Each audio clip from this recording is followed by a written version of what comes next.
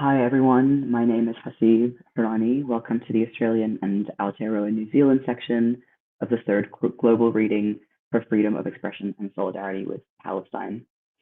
I'm dialing in from Gadigal country and we have over 30 performances today, and they'll be dialing in from numerous sovereign nations across the continent.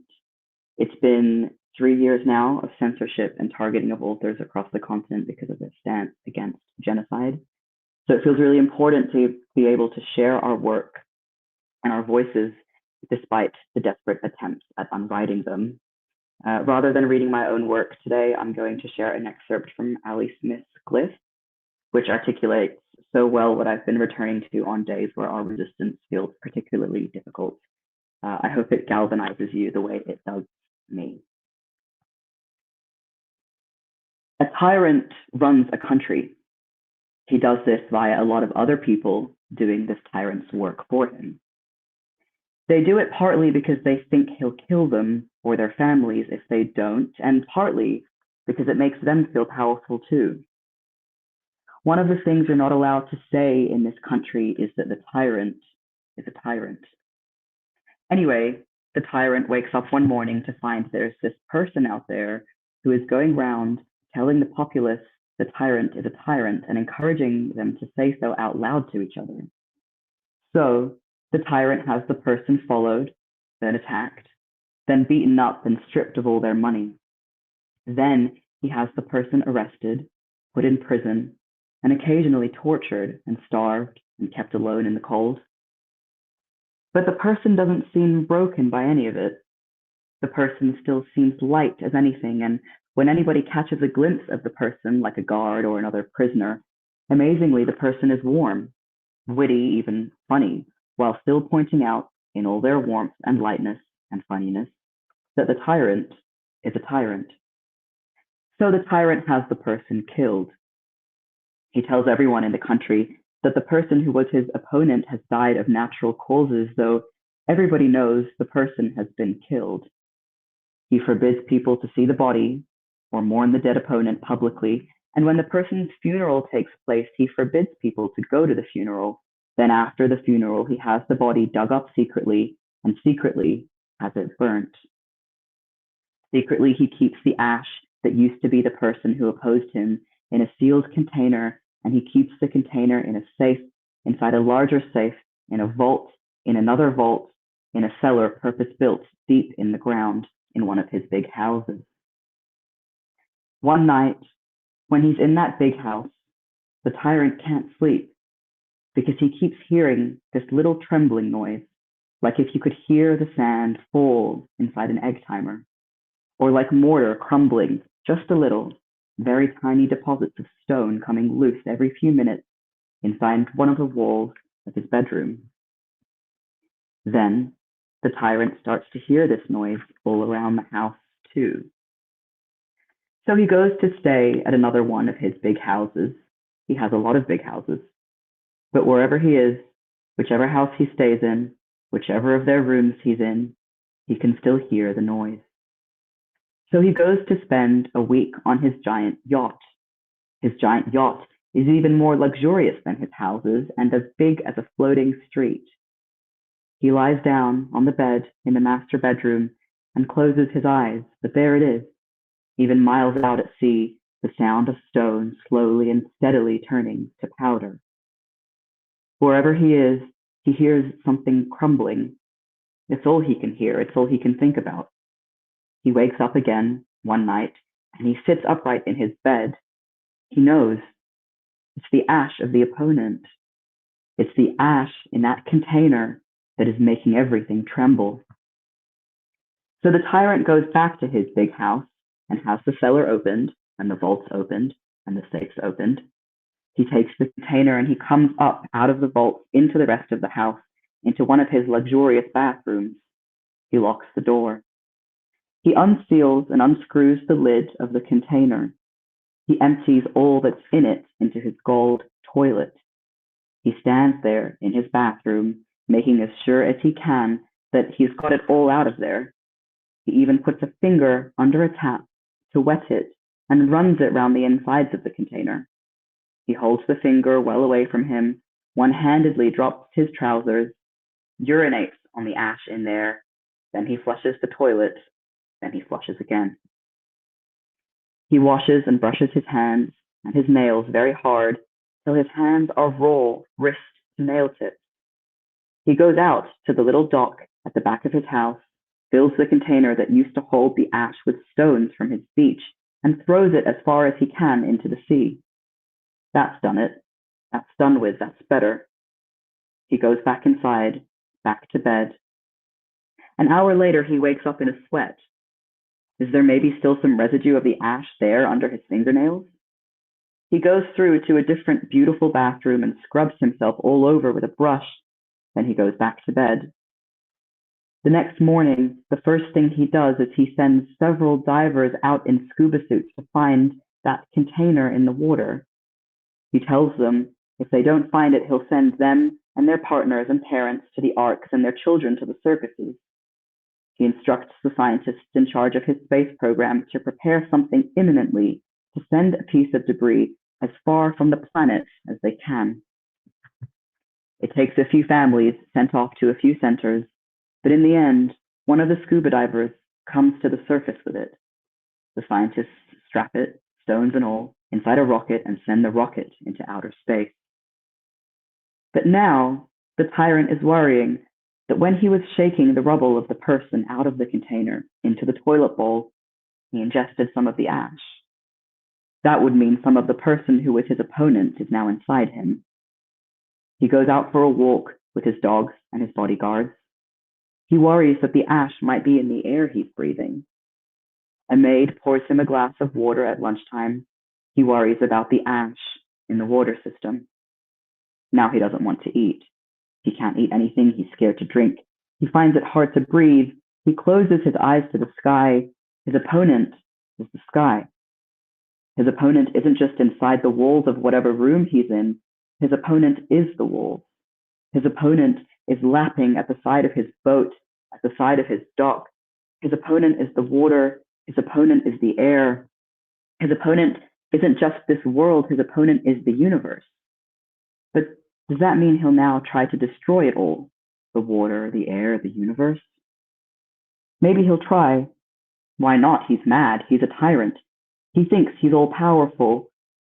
But look at what real power is. The person he turned into a mound of nothing but rubble, nothing but smoke and ash, is the opposite of destroyed. His opponent is everywhere. His opponent is everything. Thank you. We've got some great performances lined up for the rest of this session, so enjoy the next 2 hours and stream in for as much as you can. Hi everyone, I'm coming from Ngunnawal country today. I'd like to first thank Hasib for organising this and helping to organise this incredible showing of poets representing solidarity from this region, and also Hazal and everybody organising this. I'm going to read a poem by the Aboriginal poet Ujuru Nunukal, and I get some of this material, explanatory material, from a blog by Susanna Fullerton. In November 1974, Ujuru Nunukal was flying from London to Australia. The BOAC plane had stopped at Dubai airport when suddenly it was stormed by hijackers. Over the course of the next 3 days, one passenger was killed and another wounded. The plane flew to Tripoli and then to Tunis, where those on board were finally released. And this poem, Ujuru Nunukal wrote on a napkin, and the poem is called Yusuf Hijacker. Yusuf, my son, what do you do here with your dreamy eyes that tell of moonlight and sun and the warm touch of a girl's embrace? The love you feel for children pours from your heart, and it's easy to see since you wear it on your sleeve.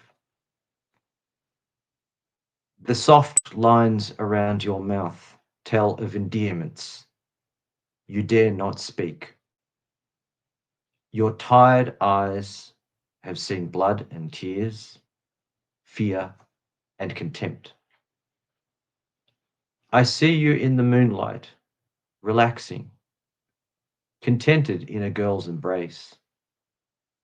But reality clouds my vision, for there you stand, erect, alert, caressing, a repeating rifle in your desert strong, sunburned hands. The final poem I'm going to read is a poem that I wrote for the ambassador, the former ambassador to Palestine, from Palestine to Australia, His Excellency Izzat Abdul Hadi. I had the pleasure of spending some time with him and talking about many things, including conducting an interview with him. And I wrote this while he was going back to Palestine, returning to his homeland. Down to the ocean you are falling. You are falling down to the ocean, onto a pebbled shore. The winds follow you, and you follow those winds, which you too have chosen. Rocking on the swell, one more night. Floating on the deep, stay against the stream. Wake upon the ground, into your mother's bosom, the risen civilization. I'm going to pass the baton now on to the next reader. Thank you, everybody.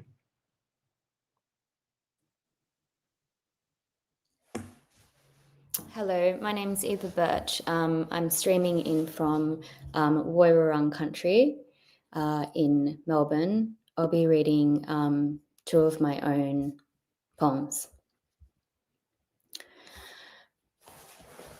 Warm all week. Thanks for telling me how to say hi and welcome in Bunjalung on my birthday. Jingiwala. I kept it warm in my mouth all week. It was the only thing.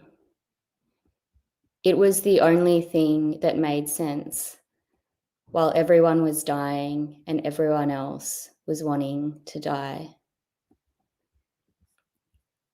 Did you see my queen on the kayak stopping the boat? Did you see? What did you see? Did you hear our queen speak of love? Of the love of the Yemeni Houthis stealing ships from the Red Sea? What should we talk about? Let's talk about Palestine. Let's talk about our bodies and our clothes, our work and our homes. Let's keep teaching. Let's keep learning how to say hello.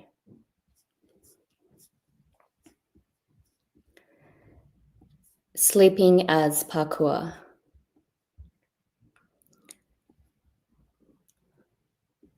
The night you slept in Butte Chaumont, a nurse in a green dress visited you, brought you an iPad, Doritos, and a Mars bar.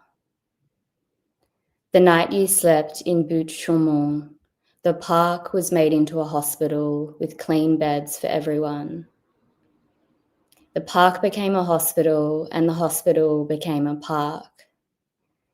The nurses were arriving in green dresses, state-mandated like grass, like the nuns in Thailand, covered in lavender. That night, the nurses were proudly using their voices. Squat the lot, Calais, they said. Squat the lot, Calais. And everyone from outside the periphery came inside, and we left to go home to Australia. When we got back to Australia, we got permanent part-time jobs. The neural pathways that finally allowed us to surrender to being uninteresting were as big as a river. bigger than the arteries in your arm where the heroin went in, bigger than the arteries in my uterus where the plastic particles went in. We were trying to find somewhere to hide in Royal Park. The hospital was becoming a university, and the university was becoming a hospital, sharing an aim of turning units of money into units of artillery. I was having a stroke, remembering when you camped overnight in King's Domain and ate possum cooked on the fire on your birthday. I had my own way of contributing, making a chocolate cake to take to your parents on their massive property. The night you slept in Butte Chaumont, a nurse in a green dress visited you. You were getting hard. Things had just started getting harder for you. I'm writing to tell you that it seems like everything just keeps getting harder and harder and harder. Thank you.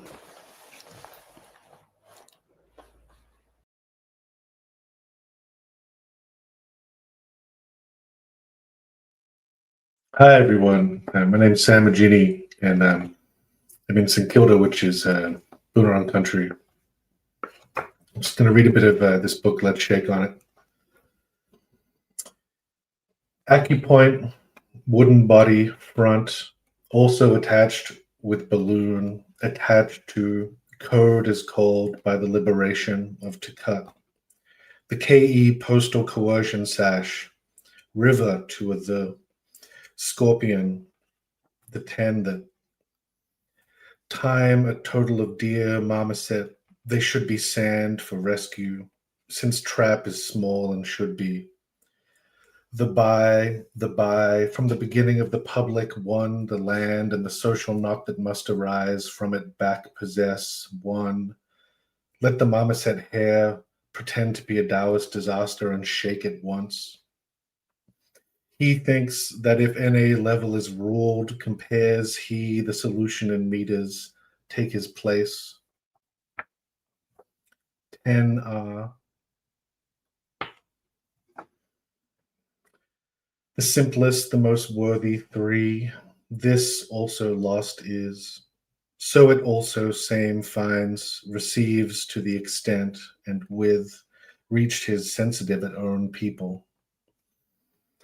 Therefore, flesh combined, microphone, the dagger, workers are scattered, and competitions, the 53, and the work formed the with. There was to time not. When the struggle begins at the same time as its existence, from life, therefore, people who are separated are work hard, difference one, situation one, step. Such as 4 pairs of stand, cut and stick, 4 of the even special part, rubo, right place follower, the 2, 1 is pew, 110, k, 11 plus 11, 111, house. Rest of the time, assume he, so Taz, attached, sour, they, he know everything, he does do with what to proposed, E10, to benefit how from. Dear affiliated class, inexorable is not nation's economic, the struggle of the superior to carry out. He made a tenant, guys, come to rectify the new one, make the wood. 0 everything, quick confusion, some things and ding. In the flooded class extinguished, only stinging mushrooms every day exist. Indeed, one's material boiled teach. Appendix 4 of the 4 in the destroyer, 5, 3, 15, guarantee the 2, 1 tendons because 1 of this with as one would. Destroy into no bath to tip. 113 embedded. There is one production, one child. 0 by the accompany. 2, 2, no, 0 by 0. Since the music box is now and the big has limit, Justin said. Our people no longer clothed with that. Therefore, you 9 as people, private property soon destroyed. The it, dear, is vitality once destroyed. Take the golden seedlings and smash them into powder. The immortals forget. Now dagger age, too old, the 5. Quietly the unguarded beggar hit. Smashed and the end child's milk judgment of the 1. Set land edition, he et al., the British stew, with the disappearance of the stew, became hung, shaken in the 11, steepened it of the ermine, level body mane, about the round park look. Thank you.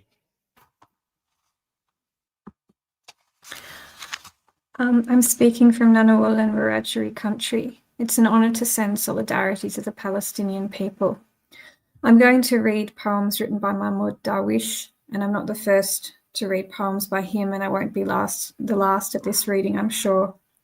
Darwish was the author of the 1988 Palestinian Declaration of Independence, a member of Raqqa, the Israeli Communist Party, and for a brief period, a member of the PLO Executive Committee, as well as an incredible poet.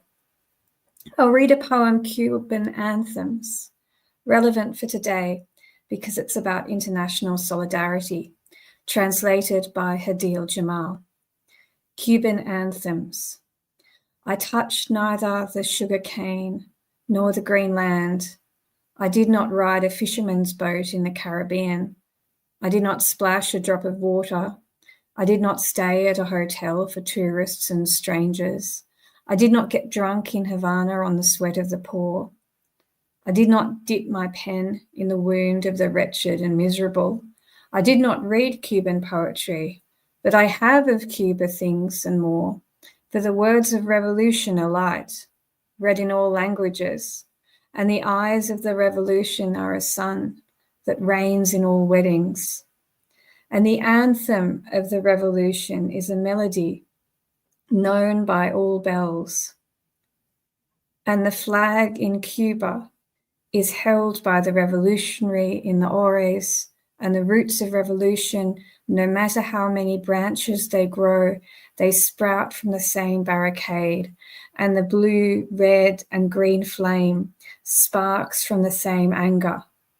So keep warm and kindle another fire, you people who feel cold. Now I'll read Poetic Regulations. This poem is from Why Have You Left the Horse Alone, 1995, translated by Amir El-Zayn and edited by Munir Akash and Carolyn Forshey, also by Darwish. Poetic Regulations. The stars had only one task. They taught me how to read. They taught me I had a language in heaven and another language on earth. Who am I? Who am I? I don't want to answer yet. May a star fall into itself, and may a forest of chestnut trees rise in the night towards the Milky Way with me, and may it say, remain here. The poem is above and can teach me whatever it wishes. It can teach me to open a window and to manage my household in between legends. It can wed me to itself for a while. My father is below, carrying a 1,000-year olive tree that is neither from the east nor the west. Let him rest from the conquerors for a while and be tender with me and gather iris and lily for me. The poem leaves me and heads for a port whose sailors love wine and never return twice to the same woman. They have neither the regrets nor longing for anything. I haven't died of love yet, but a mother sees in her son's eyes the fear carnation harbour for the vase. She cries to ward off something before it happens. She cries for me to return alive from destiny's road and live here. The poem is neither here nor there, and with a girl's breast it can illuminate the nights. With the glow of an apple, it fills two bodies with light, and with a gardenia's breath it can revive a homeland. The poem is in my hands and can run stories through her hands. But ever since I embraced the poem, I squandered my soul and then asked, who am I? Who am I? Thanks.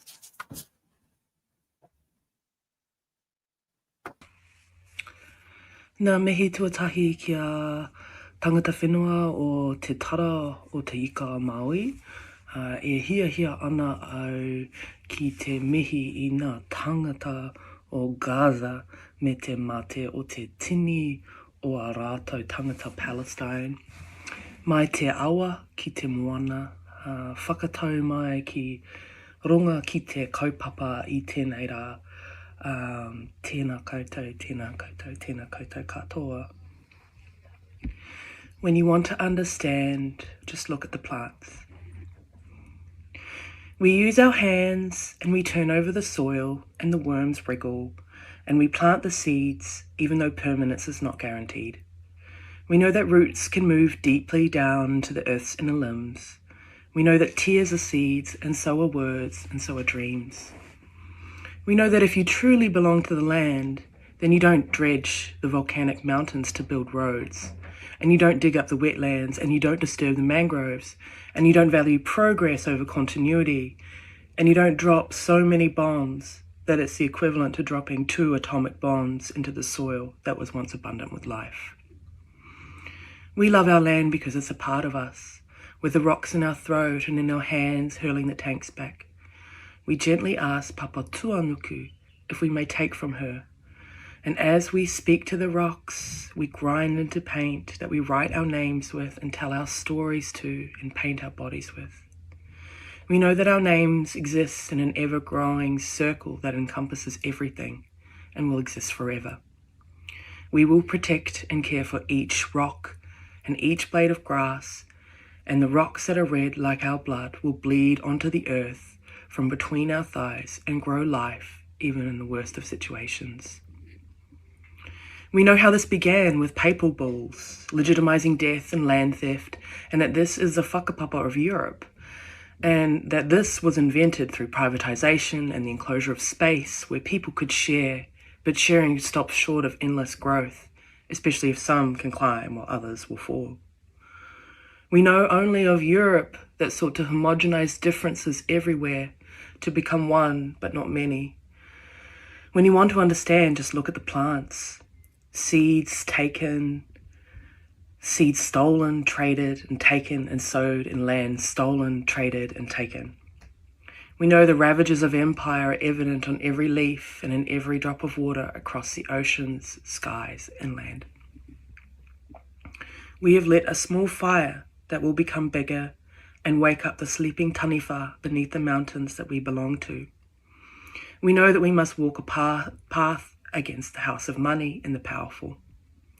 And those who dredge our water and dig into our ocean and cut the arteries of our lands, only to put cows on them and steal our water and bottle it and send it across seas, and steal the food of our uncles and aunties who live in our homesteads, keeping the ahika burning, the fires of occupation will burn.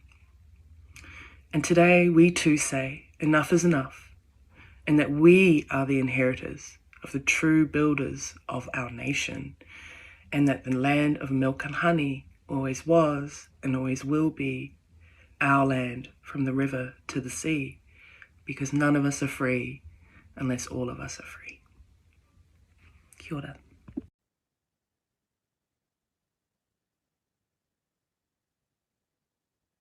My name is Richard von Sturmer, and I stand with the people of Gaza.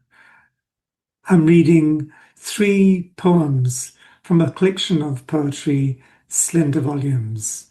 The first one, All My Bodies. As a wolf, I entered a cave. As a deer, I ran through the forest. As a hawk, I flew over the fields. As a shark, I swam in the ocean. As an ant, I carried a leaf. As a porcupine, I shook my quills. As a lizard, I lay in the sunlight. As a cat, I cleaned my whiskers. As a gorilla, I parted the long grass. As a boy, I rolled down a hillside. One body going around and around and around, with fur, fins, scales, arms, legs, and feathers. The next one is the cypress. Small bees are swarming around the cypress tree by the back steps. Looking into a dark gap in the foliage, I watch the bees coming and going through a hole in the trunk. They've made their hive inside the tree and are gathering pollen from the flowers in our garden. Golden bees, green cypress, and a god or a goddess, Apollo or Artemis in the background. I place my hands palm to palm and bow to the bees. The top of the cypress tree sways overhead. And the last one is the heron.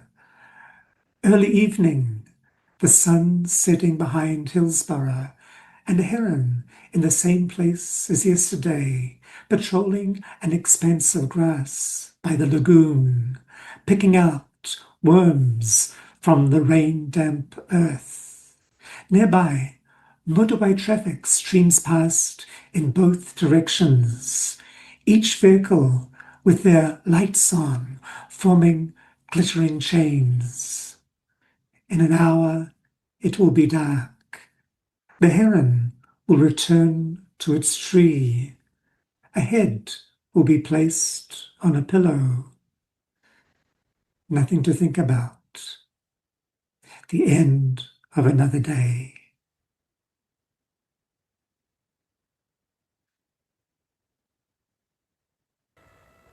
Kia ora, ko Nirvana tōku ingoa. My name is Nirvana. I'll be reading a poem by Fahmida Riaz.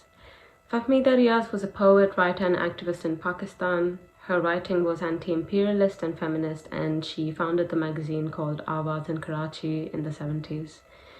I'll be reading a poem called Falastini by Riaz, and following the Urdu writing of it, I'll also be reading Purna Swami's English translation of the writing. So here it goes.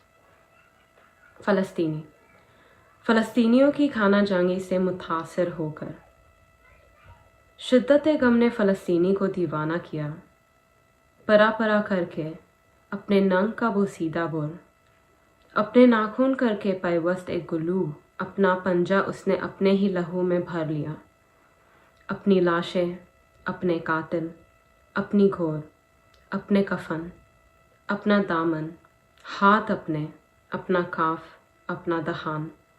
हाँ यही है आलम दीवानापन। वो यातिम ए अर्ज था, रंदा ए दरगाह ए आलम, बेसहारा, बेखता, साजिज़ों की रात में शब खून का मारा हुआ, निर्घे ए अदा में बेजिगरे से सरगर्म एस्तीस, हल्का ए अहबाब में तन्हा रहा, दुश्मनी और दोस्ती के वार सब सहता रहा, उसके जख्मी कसाए सर से लहू बहता रहा. Now I'll be reading the English translation of it by Purna Swami, Palestinian, upon being moved by the Palestinian resistance.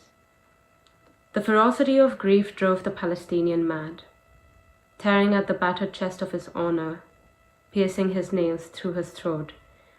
He filled his palm with his own blood, with his corpses, his assassins, his graves, his shrouds, his foot, his hands, his palm, his own mouth. Yes, this is the order of madness. He was an orphaned land, expelled from the door of this world, helpless, blameless, ambushed, in the dark night of conspiracy, besieged by enemies battling fearlessly, He was alone among friends. He faced the blows of animosity, affection too. Blood gushed and gushed from his wounded head. Who knows what his heart said to the heart of the world? At last his head split in two halves. His goblet shattered to pieces. Ah, but there is a weight on the calm of every night, on the barbs and curses, sent from those safe houses in the age of revolution. The sound of someone's head dripping. The ferocity of grief drove the Palestinian mad. Thank you very much for listening.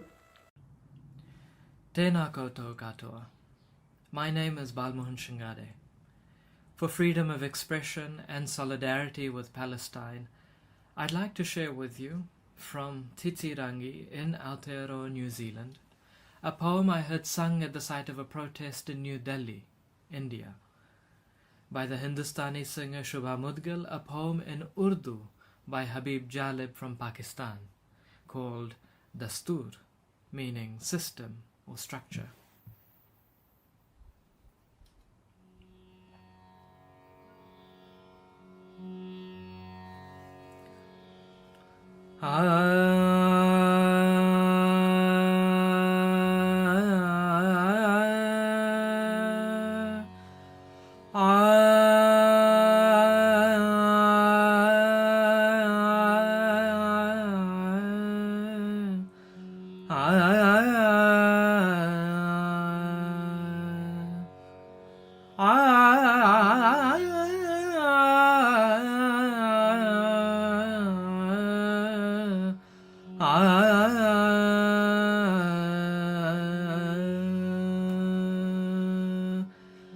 दीप जिसका महल्ला तही में जले, छंद लोगों की खुशियों को लेकर चले, वो जो साए में हर मसलहत के पले, ऐसे दस्तूर को सुबह बेनूर को, ऐसे दस्तूर को सुबह बेनूर को मैं नहीं मानता, मैं नहीं जानता, मैं नहीं मानता, मैं नहीं जानता.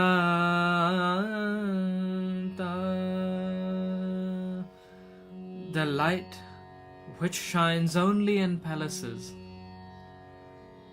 the light which shines only in palaces and burns up the joy of the people in the shadows, that derives its strength from others' weakness, that kind of system, like dawn without light, I refuse to acknowledge, I refuse to accept.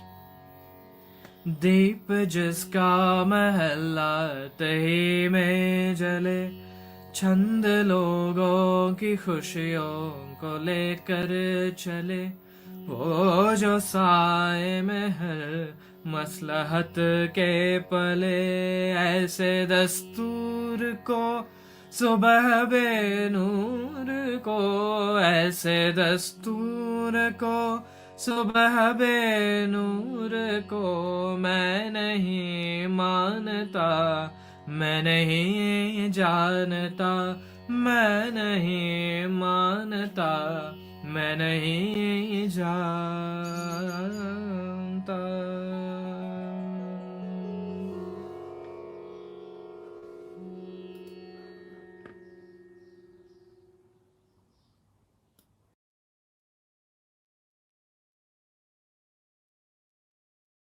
Yuridimarang Indiga, Jazio Nadi, Radriana Baladu, Wangu Nirmangwarana, Nandangu. I am recording today from unceded Wangu land. I am recording from Australia, a place that has known violence, dispossession, and displacement. I'm calling as an Indigenous person from the Wiradjuri Nation, inland of where I now call home, and assert with all the air in my lungs my solidarity with Palestine, my siblings, fighting for First Nations rights, fighting the struggle against imperialism and unimaginable violence. I'm going to read 2 poems today. The first one is by my dear friend Sarah M. Saleh from her incredible incandescent collection, Flirtation of Girls. This poem is called The Year That Changed Everything. 1948 is crooked, is chasm of the century, is promised land, milk and honey find fruit in its foraging, a frenzy of dust storms, sift through its sands, view its shimmering silken through your windscreen.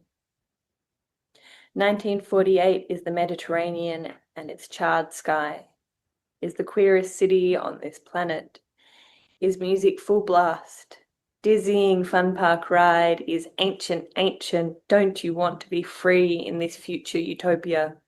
Parade down the streets, swaddle in your brightest colors, in your brightest rainbows.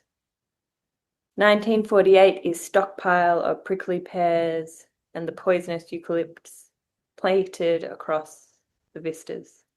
And we, invasive species, a sting of wind passing in their flourishing, an exit wound stitched up expertly. No outcry for that. No outcry still. The land will come for you. I think it already has. Didn't they mention there are bounties and there is bounty, and we have already paid dearly. You stayed to be citizens, to be bronzed, baby. Didn't they tell you this is your God-given right, your inheritance? I should know. There is never a good time to lose a country. I'm grateful for Sarah's writing. I'm grateful for my friendship with incredible Palestinians and all people from diasporas fighting against violence, imperialism, colonialism. I learned so much. The next and final poem I'm going to read is from my own collection, Mark the Dawn. I don't think I said my name's Jazz Money.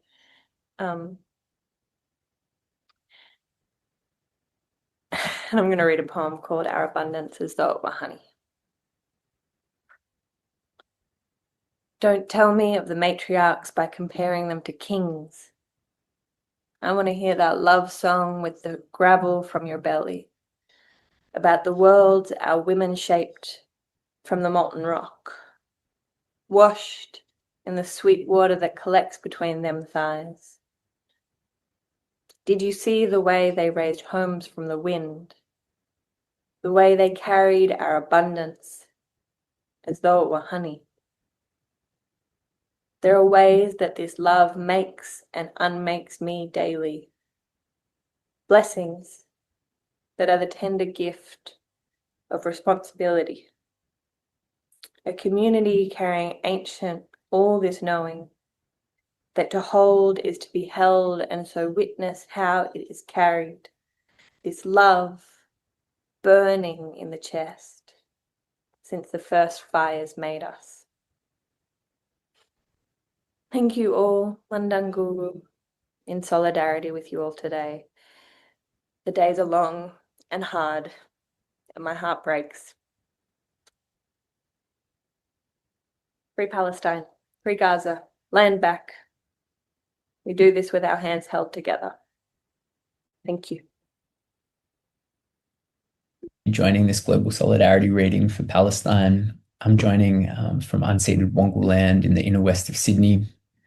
Always was and always will be Aboriginal land here. I want to acknowledge the anti-colonial resistance from here to Gaza and elsewhere around the world in the face of this genocide that continues to unfold. I want to express my solidarity, say from the river to the sea, Palestine will be free.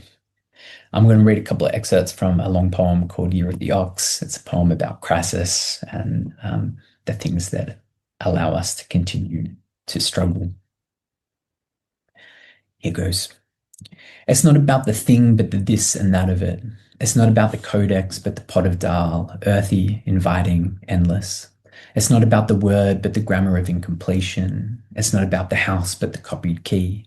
It's not about the note, but the vibration, the blur of union. It's not about the pattern, but the wonk about warp and weft. It's not about the object, but the sweepings, coal, fur, timber, silk, sugar, pins, needles, tobacco, calico, coffee, indigo, cochineal, tea. It's not about the hold, but the release. It's not about the number, but the infinite divisibility. It's not about the mother, but the maternal field. It's not about the terror, but how we run from it. The situation is the curve of the line or the space between each beat, beset by the rhythm, all we can do is yield. There's the given and there's something else, like a stadium singing Purple Rain in Syracuse on March 30, 1985, which sounds like whistles and bells and voices folding in on each other. Meager accompaniments take the shape of an indelicate crease, this glut of tiny lines like the feeling of and, or the sensation of rolling unfamiliar words across a wet threshold, like the unwieldy phrase Donna Avec, which we say is an invocation and a promise to give it all up. Like Arthur Russell singing Hard as It Can Be, It's Never Too Hard, which hits like an alarm in the margins or a common wind blowing from port to port, a whisper that turns us on, promising a world turned upside down and inside out. If you listen, you'll hear the tune of a needle searching for its groove, or a mistranslation that insists the many-headed hydra could never be killed, not by Hercules or Iolaus, nor by the substance of value and its granular division.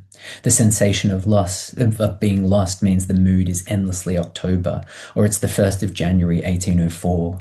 The clouds move faster than they can be captured in pigment and oil, on canvas stretched so tight it almost tears.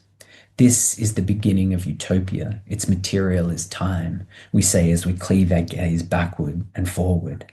Now the clink of glasses keys us to a party where there's moonshine, figs, berries, nuts, soft trenches between the contoured lines of corduroy pants, fence posts that fuel a fire, wet grass underfoot. Our vibrational field hits, and we're always in the subjunctive mood now. The thing about tactics is nobody owns them. Somebody read, make a way out of no way, but inverted the term so occupation meant occupation, just like it did in the old days, which never went away. I dreamed of a poem titled Ordinary Violence, about an after-party on a freeway on-ramp, but woke to find the poem Big White Rig Fills All Holes had been published instead. The poem was a viral sensation, largely due to its rhyming couplets, which made it easy to memorize. What can be said of tactics can't be said of techniques. Our prosthesis is the murmur of many ages carried on a marvelous cloud, a murmuration of starlings, constant only as constant motion. Or it's the feeling of before and after contained in a glissando. O wind, if winter comes, can spring be far behind? Nobody can tame all these changes of direction. The domestication of contingency is the remit of a four-dimensional police officer whose gaze extends from subterranean strata to sky. But techniques are inexhaustible as clouds stretched by the wild wind, preserver and destroyer. All that is left is to gather in its breeze. Suppose the poem had to pick sides. Suppose it gave up on metaphor, looked back from all that waste. Suppose the poem never had a plan, could never have a plan, could only exist between two shores, here and there, terror and infinity. Or suppose the poem began before the table ever turned. The frequencies jostle, one ear the sound of love, the other everything but. And for the heart, ungrammatical. Thanks.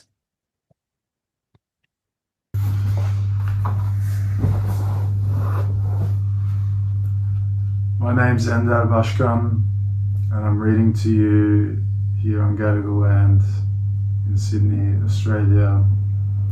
I'm from Melbourne, Naarm, so-called Australia. I'm going to read a poem called Airport. This is a poem that I've written. My grandparents or uncles and aunties and cousins are returning home from returning home. The rest of the family early morning pilgrims to the airport, waiting for the silver doors to slide open. Arrivals board spasming, delayed, landed. We all live close to the airport. International arrivals hall now. It's 6:15 a.m. in the 1990s, the 2000s. Perhaps all these memories have become one poem. My mum's parents have returned home. They say Australia is home now. They say this might be their last time back. They like their home here, their backyard here. My dede has arrived with new teeth. I am bamboozled. He's a handsome man.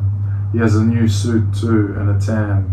My Anana has a new beret and gold. She's beautiful. My cousins and I have been waiting, playing with trolleys. We will get to school late this morning. We might get hash browns from Macca's. An indenture is a legal contract that reflects an agreement between two parties, usually labour servitude. They say you only belong to a country when you bury a loved one in it. We kiss our grandparents quickly, one on each cheek. We try unzipping their luggage for gifts. Who got what? I get a rip-off Galatasaray top, though my team is Fenerbahce, and also a silver chain. We don't make the pilgrimage anymore, but I offer pickups and drop-offs all the time. It's good to see a friendly face on the other end. Back then, the aura of travellers, some gold dust that rubbed off onto you. Probably more for me. I'd never been to Turkey, but I was Turkish. Our backyard was under a flight path. Look up and imagine. My cousin forgot how to speak English after 6 months there. My cousins with grandparents there. I had great-grandparents there I never met. My parents didn't take me back. My parents couldn't look back. My mum said too painful. My dad said you gotta move on. When home alone, mum listened to Turkish music. Australia told us, no, don't go back. Work, a debt. Australia, a spell. Australia using us up, using up the best of us. My mum with a pocket Quran in her bag. We were always close to the airport. Zeki Dede worked at Istanbul Airport. Ali Dede worked at Ankara Airport. That's how we got here. Zeki Dede worked at Essendon Airport. My dad worked at Tullamarine Airport. I did my work experience at the airport. Mum took me to Roger David and we bought 2 shirts and a tie and pants. We'd buy KFC and drive out to the airport to watch the planes land with Dad or take off. An airport is a black hole that sucks in all around it. They say direct flights will soon start from Melbourne to Istanbul, Istanbul to Melbourne. Just go to sleep and you're there, you're home. In Istanbul, they lived near the airport. My dede's dad was buried on its edge. One day they say, we're expanding the airport, so come dig up your kin. So my dede went and dug up his dad, exhumed his remains, and put him in a new cemetery. Almost 60 years later, my dede dies. He's buried at Faulkner Cemetery under a flight path. He dies while I'm living in Istanbul. I go to the cemetery and find his mum and dad and sit with them. Merhaba, I say aloud. Ben senin büyük torununum. Oğlun Zeki benim dedemdir. Çok uzaklarda. Topraklara verildi. Başınız sağ olsun. Allah rahmet eylesin.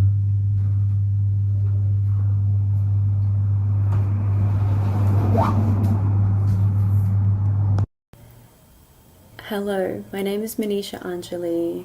I am here on the unceded lands of the Wurundjeri Woiwurrung people of the Kulin Nation here in Naarm in Melbourne. And I stand in solidarity with the people of occupied Palestine.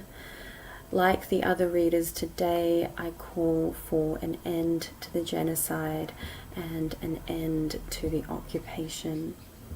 A huge thank you to Hasib Hurani for inviting me to read here today.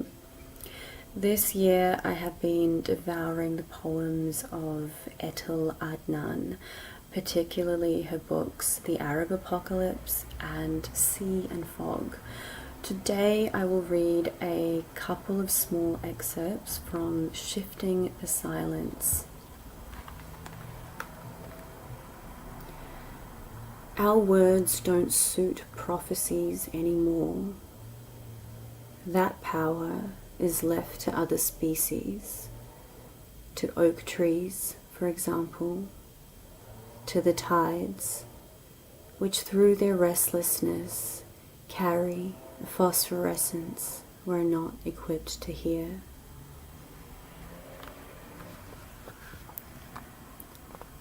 The universe makes a sound, is a sound. In the core of this sound, there's a silence that creates that sound, which is not its opposite, but its inseparable soul. And this silence can also be heard.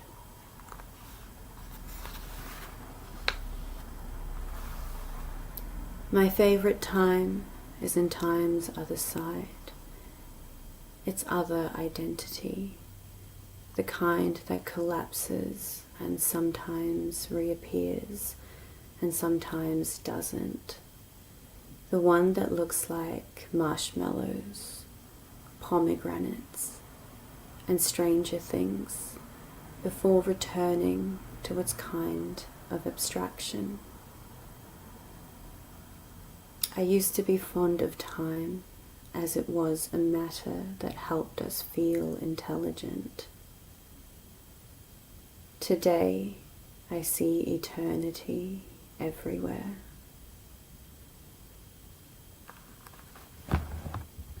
Thank you.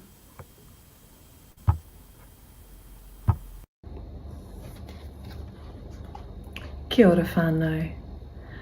My name is Anne-Marie Tufew and I'm recording this on unceded Wongal land. This always was and always will be Aboriginal land.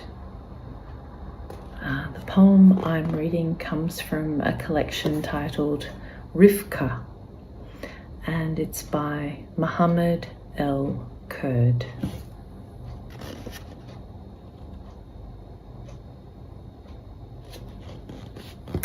The poem is titled Portrait of My Nose.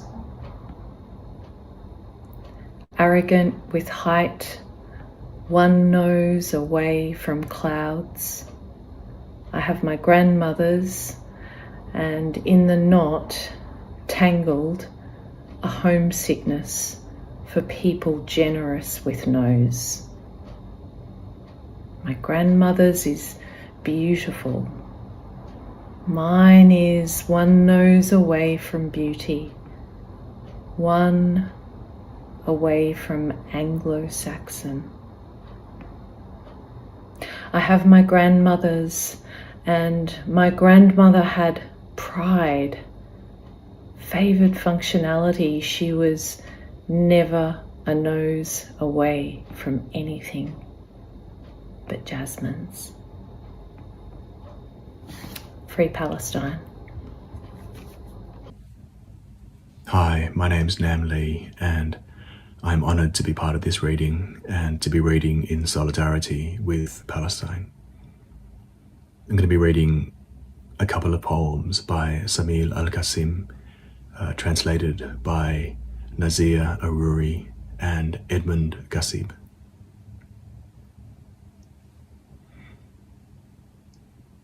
I walk straight as a ramrod, head high, I walk, an olive branch and a dove in my palm, and on my shoulders my coffin, and I walk. My heart a red moon, my heart a garden, my lips a rainy sky, at times love, and I walk,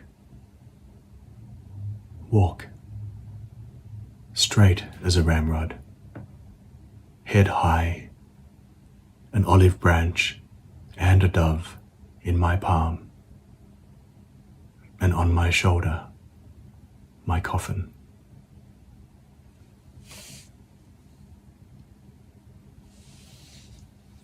And the second poem is called in the 20th century. For centuries, I did not hate. But now I am forced to raise my untiring spear in the face of the dragon, to draw a sword of fire in the face of Baal, to become Elijah in the 20th century. For centuries, I did not apostate, but now I strike at the gods in my heart, the gods that sold my people in the 20th century. For centuries, I did not turn visitors away from my door. Then one morning, I opened my eyes to find my food stolen, my wife strangled, and my child's back a field of wounds. I recognized my treacherous guests. I planted mines and daggers at my door, and I swore by the traces of the knife that none of these guests shall enter my house in the 20th century. For centuries, I was only a poet in the bands of the Sufis. But now, I am an erupting volcano in the 20th century. Thank you. 1. On September 11, 2024, 1,500-ish of us disrupt the Land Forces Expo, though it is forced into a protest against the cops' response to the protest, which draws a direct line between our state and Israel. It is an intense failure, since repulsion is a form of recognition. We have to believe our gestures carry something in some form, that the gestures themselves carry. Later, my son Rui and I go to the exhibition. We're only in there for 2 minutes tops. Rui is wriggling around in my arms like crazy, protesting. So I'm not connecting to it, but maybe connected to it. He picks up a star fruit. I take it off him quickly before he can break it. This is already over. I write, this text and the others I've written recently are attempts to overcode Rui's life against its extinction. Failure is all we have.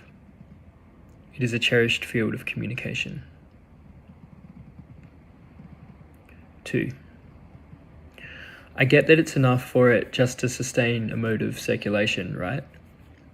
But what else are these friendships capable of if they're worth anything?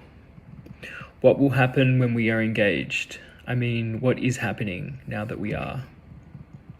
We needed a poetics closer to organising tactics, and this implied truth-telling at a minimum. Everyone, including myself, seemed to be in proximity to an aesthetic of anti-fascism. As decent in Greensboro, across from the weapons factory where some poets and I conduct a ritual in August 2025, it's not about outcomes or even intentions, but creating capacity for receptivity. And we were more receptive to each other. We became collectively vulnerable and sincere for once. Poetry sometimes feels like it wants to be a secret supply facility, somewhere bushy but not too distant, like Warrandyte or Blackwood. Obviously, you need to be vetted to go there so you don't compromise the whole operation or our comrades fighting for our lives, and not just ours. We went there and it was sexy. The sense of urgency, task-orientedness, extended family. We didn't linger, but it was good to see you and some others. 3. We're breaking into a rare book collection in the New Mexico University Library. The vault is suspended high up in the air. The famous writer B, via Fubby, who of course charmed him, gave us a tip-off about the location of the Palestinian sci-fi novel we're searching for. This is the only extant copy known to be in existence. It is the second in a trilogy, of which we have already heisted the first.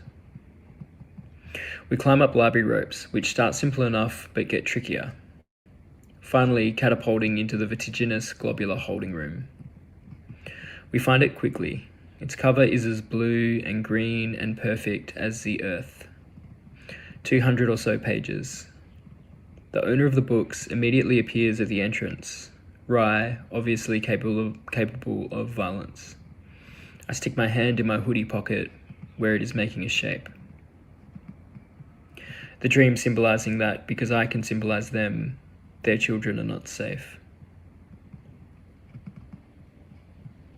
4. The war is over. Where are our pro-Palestinian gestures now? What are they doing? Did they seep into the groundwater? Did they vape into the air, into the club? Did they get absorbed into our children's faces, into our dreams for them? Were they a product of shame, and is it productive to mention this? Does our speech lose an inflection, or did it never have one? The war is over, but are our gestures over? Is the weapons factory in the process of becoming roadkill, as Melinda sought to enact in our ritual? The crystal containing my son's love, and my tears for my son. What did it do in the land buried with all those names? Side note, define tears for my son. And where are those names now? Did they actually cut the throats of any executives? Which of our gestures, whose of our gestures never landed? And what are they now doing? Hi everyone, my name is Autumn Royal and I'm speaking from the unceded lands of the Wurundjeri Wurrung people of the Kulin Nation and express my deepest respects to elders past and present. This always was, always will be Aboriginal land. I'm honoured to contribute to this global solidarity reading and to express my support of and solidarity with the Palestinian resistance against ongoing occupation and genocide. From the river to the sea, Palestine will be free. Sarah Ahmed is calling to say, in naming or describing an atmosphere, whether to ourselves or others, we also give it form. Old friend, touching the stone feels as if time is hours and hours. The sunrise, sunset, the gold and purple humming of new moons as bodies open, like swinging doors or become ditches when dug. The stone is strong, whole enough to disturb metaphors. Old friend, the drought we live in makes us destitute.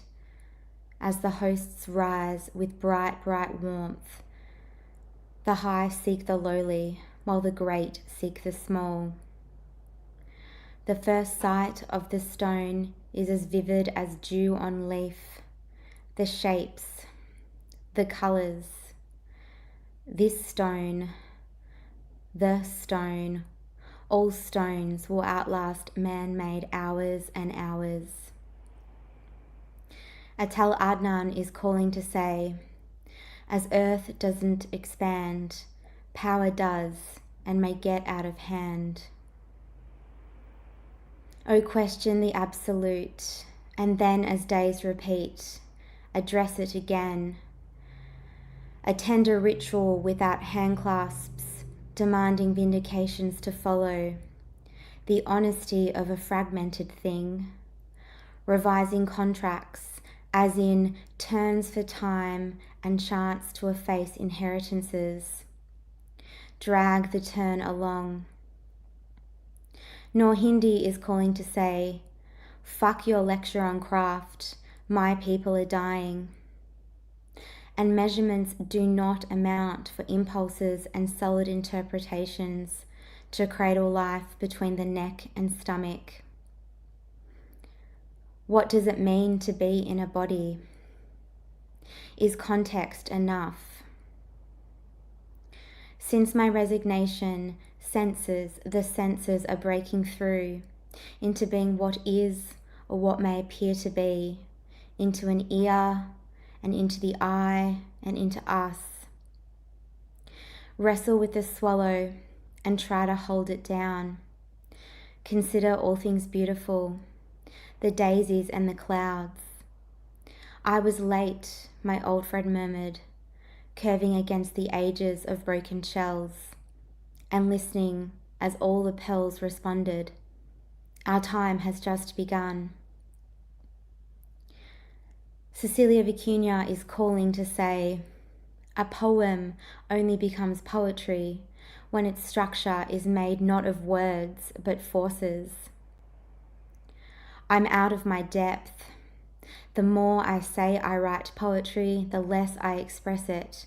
And so in a container of salted water, I saturate my pages and turn to my old friend, Hana Pere Aoke, who writes, I want for us to be free from the lies about ourselves which we manufacture daily for ourselves and for others to please ourselves and others, and to shatter the mirrors that we hold up and reflect back as multiples. But how do we destroy these limitations without opening ourselves beyond repair, because we need to negotiate confrontation with the mythologizing we do of ourselves rather than simply identification or simply incarnate myth. And perhaps we try on all its ill-fitting skin, but it's the consciousness of knowledge that is the only way myth permeates across time. And I'll find you in a cave. Mahmoud Darwish is calling to say, via the translation from Ibrahim Mahawi, deviate with all your might. Deviate from the rule. Thank you. Why should I pay for my leader's crimes when you never paid for the house you stole? Injustice won't support your goal. When you took my land by force and without my permission, did you think I'd like my oppression? Does killing me make you more safe? Does starving me give you more food?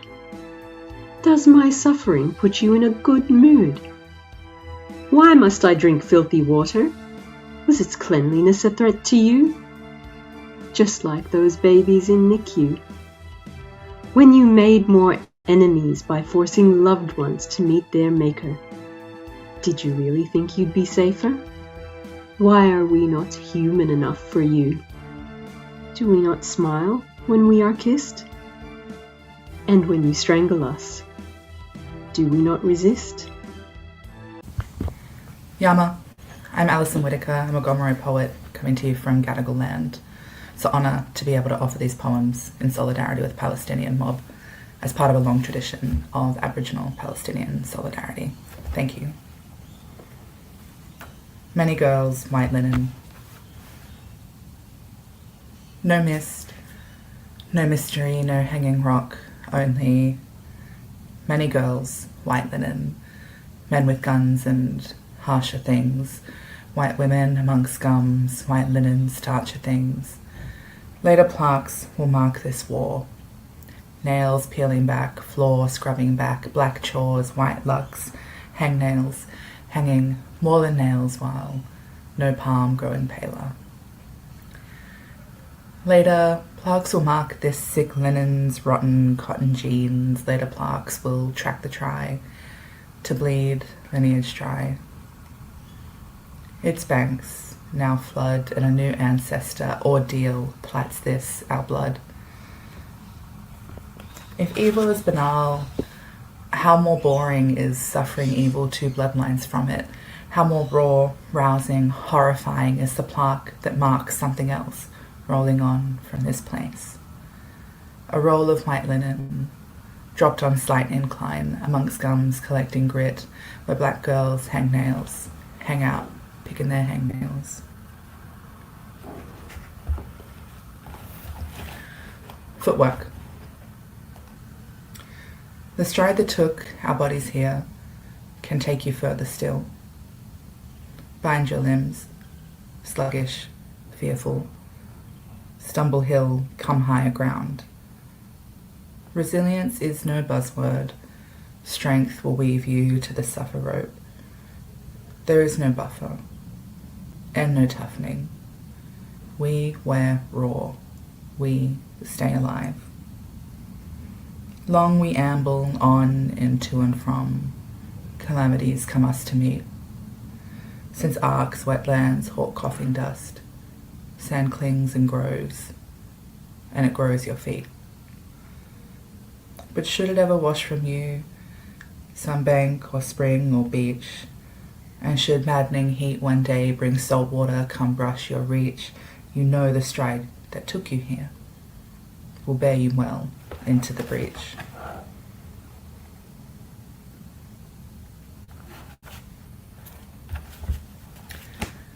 Comparative.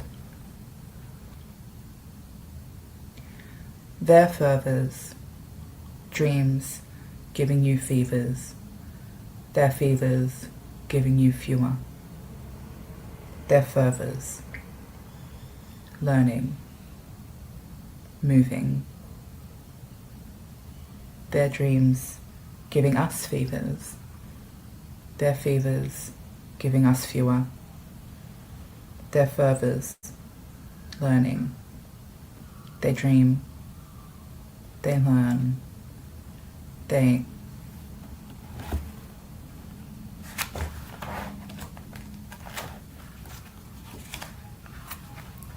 forgive me. Green stick one. Dawnin' darlin', I the dawnin', although your branches and bones shake, apart with effort, and ankles yawn in them rusty traps, your hinges ache. Though from your toes you're dipped in dread, from your split ends with hopeless wonder, and from within you're lined with sand. You are inevitable, ahead of unpredictability, thunder hard and rolling above the land. Thank you. Hello, my name is Lucy Van. I'm a writer from Melbourne, Australia. The poem that I want to read today is by Gayath Almadoun, a Palestinian poet who was born in Damascus, a citizen of Sweden and currently lives in Berlin. The poem is called Massacre. Massacre is a dead metaphor that is eating my friends, eating them without salt. They were poets and have become reporters with borders. They were already tired, and now they're even more tired. They cross the bridge at daybreak fleet of foot and die with no phone coverage. I see them through night vision goggles and follow the heat of their bodies in the darkness. There they are, fleeing from it even as they run towards it, surrendering to this huge massacre. Massacre is their true mother, while genocide is no more than a classical poem written by intellectual, pensioned-off generals. Genocide isn't appropriate for my friends, as it's an organised collective action, and organised collective actions remind them of the left that let them down. Massacre wakes up early, bathes my friends in cold water and blood, washes their underclothes and makes them bread and tea, then teaches them a little about the hunt. Massacre is more compassionate to my friends than the Universal Declaration of Human Rights. Massacre opened the door to them when other doors were closed and called them by their names when news reports were looking for numbers. Massacre is the only one to grant them asylum, regardless of their backgrounds. Their economic circumstances don't bother Massacre, nor does Massacre care whether they are intellectuals or poets. Massacre looks at things from a neutral angle. Massacre has the same dead features as them, the same names as their widowed wives, passes through them, through the countryside and the suburbs, and appears suddenly like them in breaking news. Massacre resembles my friends, but always arrives before them in faraway villages and children's schools. Massacre is a dead metaphor that comes out of the television and eats my friends without a single pinch of salt. And that was a translation from the Arabic by Catherine Cobham. Thank you for listening. Thank you to all of the organisers of this. Thank you to all of the other poets. And thank you for everyone coming online. I'm joining from the lands of the Wurundjeri people of the Kulin Nation. I'm going to read 2 poems. The first is called The New Jerusalem. The night before the wedding in 1932 was never mentioned by direct descendants. It is likely they had no knowledge, for who would betray each fresh hell that ushered their entrance? The incidents not consecutive, this the second, despite linearity in reconstruction from fragments. It might have been worse than the I don't love you, how could she, studious and 19, after they were married? Had he abandoned her to a boat, suspending his own gone childhood for the ticket of passage 2 Americans once wired to the Thomas Cook agent beside the Jaffa Gate, or for Switzerland, where adoption meant something quite else to an heiress he drove to bathe at the edge of Jaffa's known universe. Strange feminist stunt. Her nieces learnt decades later how on that long night she removed her bra with ceremonial care on perceiving this strap best equipped to replicate the act in which a body might be hanged by the neck until dead, common sight though it was on the old city walls. But this recollection, after the scholarship she never accepted was reassigned by the admissions at AUB, after she arrived to Melbourne without the length of her sister's memories to remind her of how it happened. The puzzle in photographs saved, those serial conflagrations. Not one depicts that first day. How her granddaughter recalls the way she leaned inwards to listen, her smile deferred, the afterglow of what, after 70 years, she chose not to know. That's in this beautiful collection, Heaven Looks Like Us, that I believe was launched, or at least had a launch event on Nakba earlier this year. The second poem I'm going to read is in a Australian literary journal, which has recently been revived, and the first issue was edited by Rowena Gonsalves and Ren Wild. The poem is called We Are Become. From her hospital bed, my aunt remembers communion at our local parish. The Muslims cared for it, she says, in the Christian quarter, gone days of their orthodoxy at the Church of the Holy Sepulchre. Mum said, don't spit, she laughs, the taste of communion wine catching in the memory of her throat, there in incense, and here the word. In the times of the Abbasid, Al-Hallaj declares Ana al-Haq. This was when words mattered. He may have been decapitated or otherwise hanged.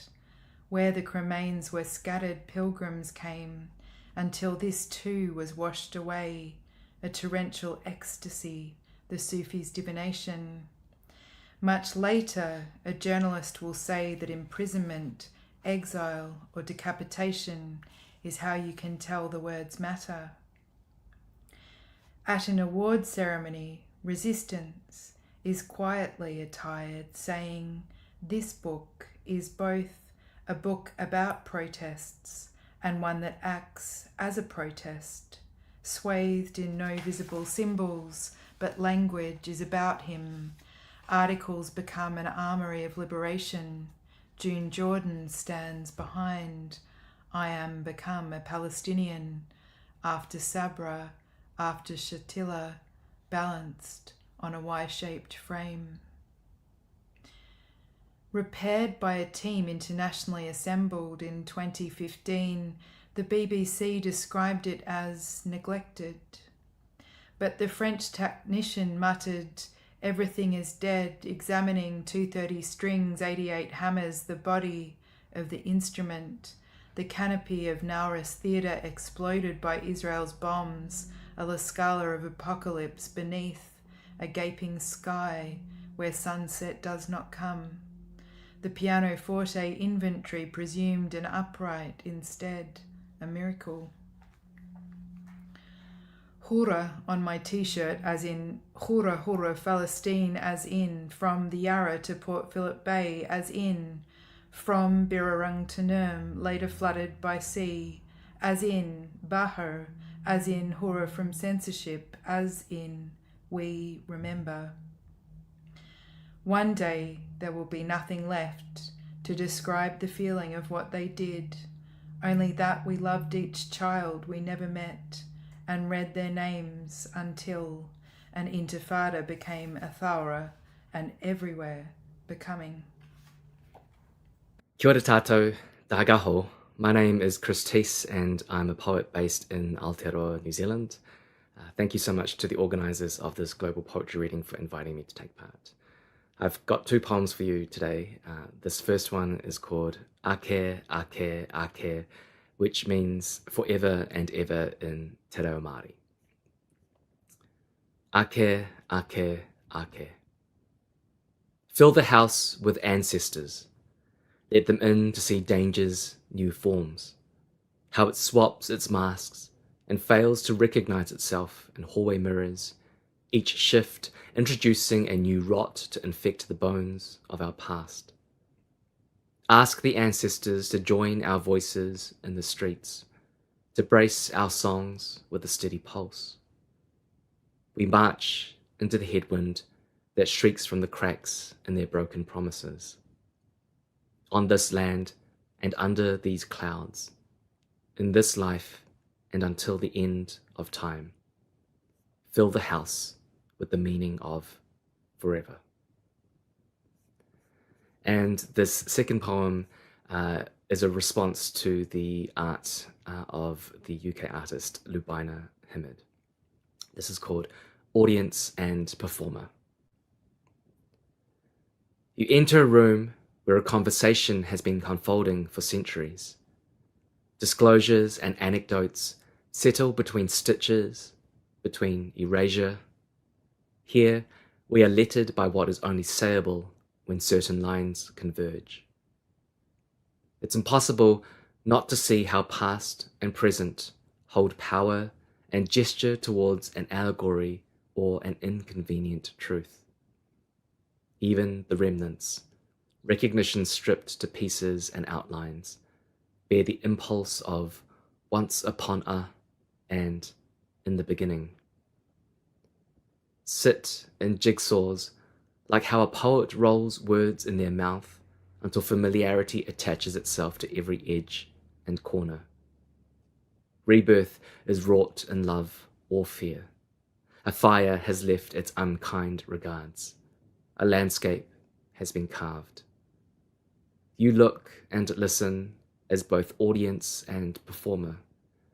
Return to versions of yourself repeatedly until one of you speaks, illuminated. Every sentence should end in a welcome, a blank space wide enough for imagination to turn the soil and send Waiata into the infinite sky. Thank you very much. What did I say? Can you write it for me again? Kia ora. Hope you can all hear me. We are Aldrifag Translations. So we are Aldrifag Translations. We are a translation collective based in Pornicky, Wellington, Aotearoa, New Zealand. I'm Betty Davis. This is Anisha Shankar and Sulaya Daoud. We have been translating political contemporary writing from Arabic into English since the start of the year, which we publish every fortnight online on our Substack. And we are today going to read from our very first book, which we published just yesterday on the International Day of Solidarity with Palestinian People. So tune in and I hope you like it. I'll start by reading the Crossing and Destructive Experience for Abdul Jawad Omar from the original text. في اللحظات الأولى لعبور المقاومة الفلسطينية المفاجئ في 7 تشرين الأول أكتوبر 2023 خطر لي مقولة طرحها المفكر الفرنسي جاك لاكن الذي يقول فيها إن المجنون ليس مجرد متسول يعتقد أنه ملك، بل هو أيضا ملك يعتقد أنه ملك. بمعنى آخر، إن الجنون يشمل أولئك في مواقع السلطة الذين يوهمون أنفسهم بأن هذا الموقع أبدي غير متغير ودائم، وأنه قائم على بعد يتجاوز العالم المادي والمباشر إلى عوالم الميتافيزيقية، أي أنني ملك لأنني حقا ملك، لأن شيئا ما أو قوة ما تضعني في هذا الموقع وتضمنه لي. ما أراد لكن الإشارة إليه هو أن الملك إذا أراد الحفاظ على موقعه فإن عليه أن يتحلى بجرعة ما يستهان بها من إدراك أن خلف العباءة الرمزية لحكمة ثمة إنسان هش يدمى، وأنه يمكن في أي لحظة نزع هذا الرداء عنه. ويمكن القول إن الفلسفة السياسية الغربية قائمة على هذا النسق من التفكير، فأعظم الأفعال السياسية التي يمكن للأمير أو الدولة ممارستها هو بناء خريطة من التهديدات والاحتمالات الكارثية للدولة، ثم القضاء عليها أو منعها من التطور لتصبح حدثا كارثيا. أي أن الفعل السياسي الأهم هو الفعل الذي يمنع نضوج أي تهديد ويحطمه. من هنا يمكننا أن نبدأ فحص أثر عبور المقاومة الفلسطينية في 7 تشرين الأول أكتوبر 2023 في الذات الصهيونية كذات في بنيتها النفسية حولت الهشاشة اليهودية في أوروبا إلى سلاح أيديولوجي موجه ضد الفلسطيني في محاولة لنزع شرعية القتال والمقاتل، وكبنية أمنية معسكرة ومتفرغة لبناء تقنيات التحكم والسيطرة والاستخبارات والرقابة والدفاع والهجوم، حتى أن ورقة نشرت في موقع جيش الاحتلال وتتناول قدرات الاستخبارات العسكرية الإسرائيلية قبل حدوث العبور كان عنوانها: من أجل الاحتفال بمهرجان حصاد الخريف لقد اخترنا 7 وحدات تعرف كل شيء عن العدو.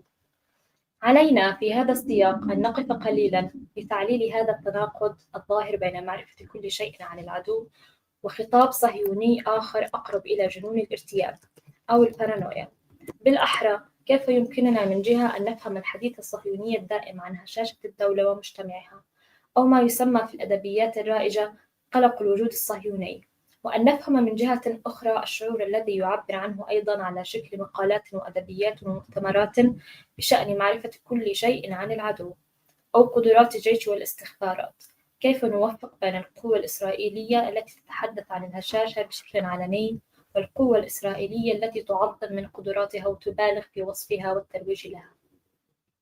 هذان الشكلان من القوة أو هاتان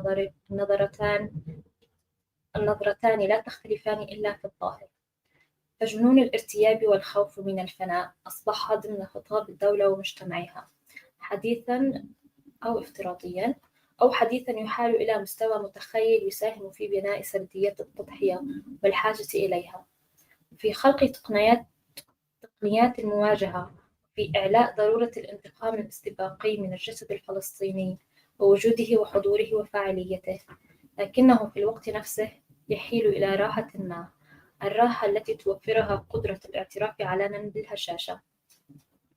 ثمة راحة ما في البوح بالضعف والهشاشة، أي أن البوح نفسه يجعل من تلك الذات محصنة، فهي حقا توهم نفسها أنها تعي ما يدور حولها وقادرة على التعامل مع المخاطر الجمة التي تواجهها، وأنها قادرة على أن تسيطر على التهديدات الحقيقية التي تلوح في الأفق.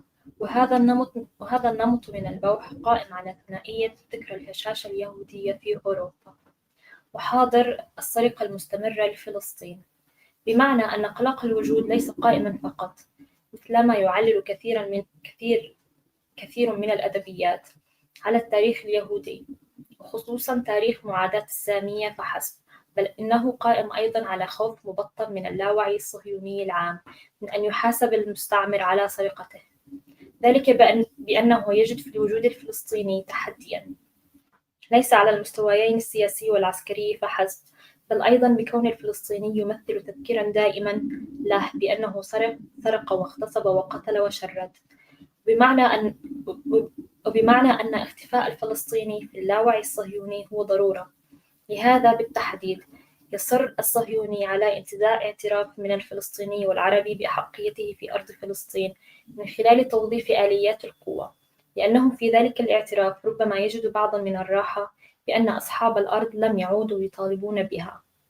يكتب ليو كوفار في مقالة وجدها ملائمة لأغراض النقاش هنا أن الشخصية البارانوية تمثل هوسا كبيرا بما يطلق عليه فسيولوجيا القوة بين الأشخاص، أي أنها شخصية تبحث دائما عن طرق وآليات للسيطرة على العالم الاجتماعي المحيط بها، وعن آليات تنفيذية للتأثير والسيطرة على الآخرين. ولذا يمكن القول أن المؤسسة الاستخباراتية والعسكرية هي أكثر من يحمل هذا الهوس، بمعنى أن وظيفتها الأساسية ترتبط بشكل أساسي ببناء معجم التهديدات ووضع الحلول لها، لكن ما يؤكد عليه كوفار وما يرتبط إلى حد ما بالذات الصهيونية هو أن كثيرا من تلك التهديدات ليست فعلا إنتاج عوامل خارجية فحسب، بل إن مصادرها تكمن في العوامل الداخلية للنفس الصهيونية. وأنا لا أريد هنا الإطالة، ولكن من المهم الإشارة إلى شقين لهذه المسألة. الأول أن العقيدة العسكرية والنسق الخطابي الصهيوني بأطواره التاريخية كلها قائمان على هذا التعلق الدائم بالعسكرة كحل لاضطرابات داخلية متعددة. الثاني أن العبور الفلسطيني شكل لحظة لقاء تجاوزت الخيال نحو لقاء تروماتي صادم مع حقيقة إمكان اختراق جميع الدفاعات بمستواها المادي والرمزي والنفسي التي تمتلكها الذات الصهيونية، أي أنها لحظة لقاء غير مسبوقة، بمعنى أنها لحظة تحقق كابوس الذات المهووسة بأشباحها. ليس من المستغرب على سبيل المثال أن نجد العديد من الدراسات الصهيونية تتحدث عن إمكان العبور الفلسطيني من غزة، كانت تستشرف شكل ونوع عملية كهذه، وأن الإجراءات الدافعية في محيط غزة افترضت إمكان الدخول من تحت الأرض أو فوقها. فقد حذر باحثان من مركز بيغن سادات الدراسات الاستراتيجية على سبيل المثال، وهما الدكتور إيدو هيخت والبروفيسور إيتان شمير، من تطور ربما يؤدي إلى سيناريو مشابه لما حدث في عبور 7 تشرين الأول أكتوبر 2023 في محيط غزة قبل أكثر من 6 أعوام ونصف عام، وأشار بشكل واضح إلى تطور المقاومة في فلسطين ولبنان إلى نمط من الحرب المتوسطة الحادة، لما تمتلكه قوى المقاومة من إمكانات نارية. بمعنى آخر، ما حدث في العبور كان ضمن الخيال المتوقع وليس خارجه، ولا شك في أن ذلك يعني أنه لا يمكن وضع هذا الفشل في إطار الخيال وحده، ولا يمكن أيضا إرجاعه كليا إلى مستوى التجهيزات أو النظر إليه من منظور قدرة المقاومة على ابتكار حلول تقنية والمحافظة على السرية، أو بسبب غياب بعض وحدات الجيش من غلاف غزة. على الرغم من أهمية هذه العوامل كافة في عملية العبور، هناك أيضا تفاهم نفسي بين المقاومة ودولة الاحتلال. منحت المقاومة الذات العسكرية الصهيونية أو السيد بالمعنى الهيجلي شعورا طويل الأمد بأنه فعلا السيد، أي أن المقاومة تصرفت بالطريقة التي يرغب السيد في أن يرى فيها تصرفاتها. وهنا نرى استدخالا فلسطينيا لعدسة الرؤية الصهيونية كتكتيك أصيل بالقدرة على خلق لحظة العبور. فأنا أريك ما تود أن ترى، وأمنحك ما تود أن تمنح، حتى تقتنع بذاتك وتغرق في شعورك بالقوة. وهذا أساس النجاح الفلسطيني، مصحوبا بالقدرات والصناعة والاختبارات العسكرية، بمعنى أن المقاومة خلقت عند السيد فشلا في التفسير والتأويل ضمن فهم عميق للذات الصهيونية. كسر الجدار الحديدي واستحضار شبح النكبة. تشكلت الهيمنة الصهيونية من خلال رؤية بارانويا للعالم مقترنة بعقيدة عسكرية تدور حول مفهوم الجدار الحديدي، مثلما صاغه أحد الآباء المؤسسين للصهيونية. فمراكز التفكير والصحف والمجلات العسكرية تكشف عن هوس مرضي بالتهديدات المتصورة النمو السكاني والديموغرافي الفلسطيني، تمدد مساحات البناء الفلسطينية، المقاومة الفلسطينية بجميع أشكالها، إمكان تطور البرنامج النووي الإيراني، المقاومة اللبنانية وتحولاتها العسكرية، التهديد العراقي حتى قدرات الجيوش العربية، ودولة الاحتلال في ظل هذا الهوس تبدو في حالة يقظة دائمة. تتفحص العالم بحثا عن أي تهديد ممكن، أكان فوريا أم بعيدا أم افتراضيا أم حقيقيا. ومع ذلك وبشكل متناقض أدت هذه اليقظة المستمرة والرغبة في تحويل المجهول إلى معروف، والشعور بأن كل شيء تحت السيطرة من خلال الإعلاء من شأن العدسة البارانوية كرؤية تصورية للواقع جنبا إلى جنب مع تقنيات المراقبة المتقدمة والاستخبارات والقدرات السيبرانية والذكاء الاصطناعي وكل من الاستراتيجيات العسكرية الهجومية والدفاعية، إلى جعل دولة الاحتلال توهم نفسها بعدم قابلية جدارها الحديدي للتآكل. لقد كان هذا الاعتقاد فخا أعده الاحتلال لنفسه. في 7 تشرين الأول أكتوبر 2023 تم تحدي أمن دولة الاحتلال المتصور، إذ أقنعت إسرائيل نفسها بأمنها وأمانها على الرغم من التعبير العلني والممنهج عن التهديدات والاعتراف بمواقع الهشاشة. وقد خلق هذا النقاش العام بشأن الضعف شعورا كاذبا باللاقهرية تعزز بصورة تصاعدية من خلال الجهود الأخيرة للتطبيع الرسمي العربي. وهكذا دمرت أحداث العبور هذا الوهم بعدم القهرية.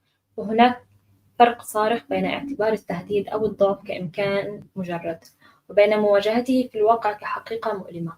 وقد تحول الضعف فجأة من خطر محتمل إلى واقع حقيقي أو تجربة تدميرية أو إلى تجربة تدميرية، بحيث لا يمكن إعادة خياطة القوى مرة أخرى إلا من خلال السعي نحو خلق تجربة تدميرية في المجتمع الفلسطيني. مع أنه يمكن القول إن المجتمع الفلسطيني يعيش أساسا في أفق سياسي كارثي، كان الأمر كما لو أن الملك الذي كان يعتقد أنه الملك أدرك فجأة إمكان فنائه، وبعبارة أخرى اكتشف أنه في النهاية إنسان.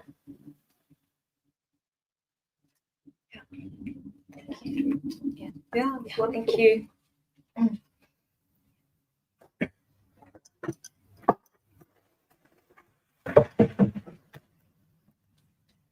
This is an essay that's part of the translated collection by Musa al-Sada. It's called Palestine, an Algerian Moment. And it's dedicated to the Algerian martyr Samir Hamdawi, who was killed by the French police on the 9th of May 2024 after having been arrested while demonstrating for Palestine.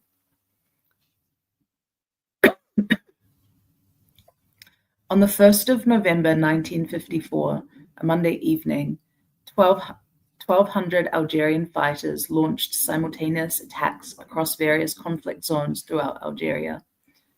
The fighters were relatively underarmed, possessing between them approximately 400 firearms. Yet the number of resistance operations reached 30, which resulted in the deaths of 30 European settlers and injuries to 24, alongside material losses amounting to millions of French francs. A day earlier, on October 31st, the call for revolution had been announced.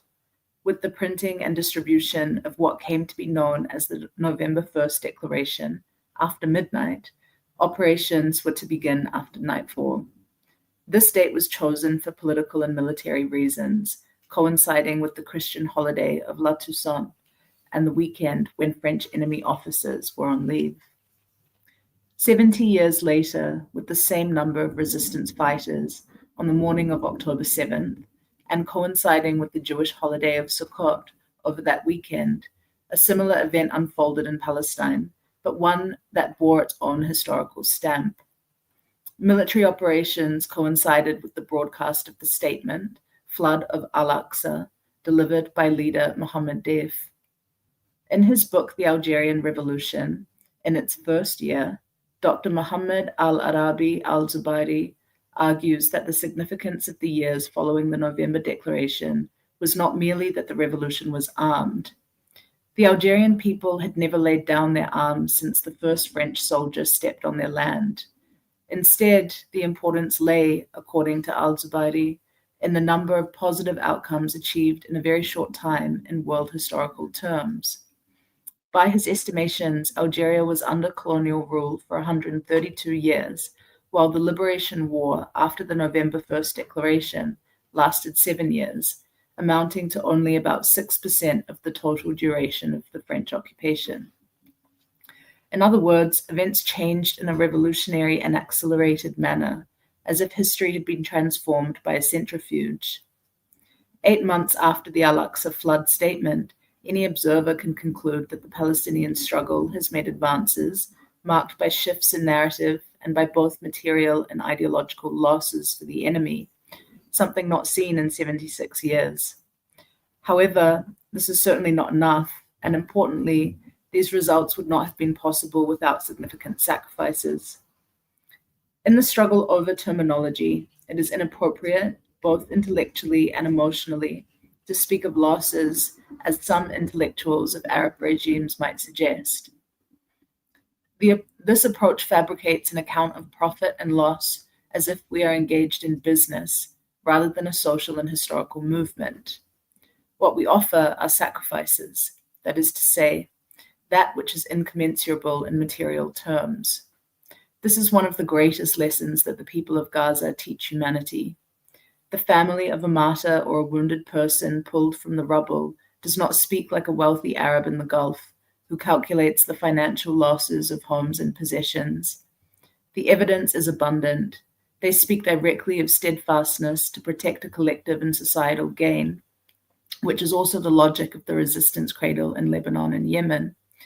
And their narrative revolves around the resistance, Al-Aqsa, Palestine, and liberation.